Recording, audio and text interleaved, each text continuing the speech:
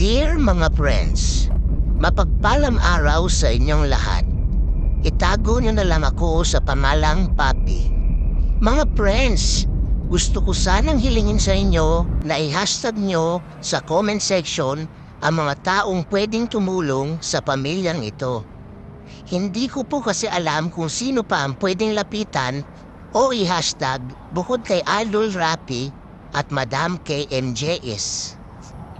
May nakikita po akong isang pamilya dito sa kahabaan ng Sukat Road at Pascor Drive, malapit sa Terminal 1. 3 linggo ko na silang nakikita dito sa gabi kapag ako ay namamasada.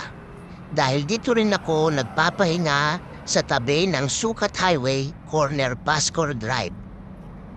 Ito lang kasi ang tani kong paraan para sila ay matulungan sa pamamagitan ng pag-post at ma-share nyo. Para may pumunta sa kanila at tumulong tulad ng mga charity vlogger para mabigyan sila ng kahit masisilungan at pagkain lamang.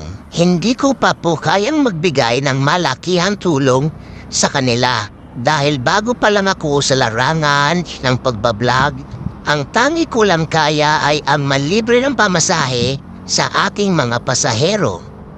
Sana matulungan natin sila mga friends kahit sa simpleng mention o hashtag lamang. Maraming salamat sa inyong lahat. Lubos na gumagalang. Papi.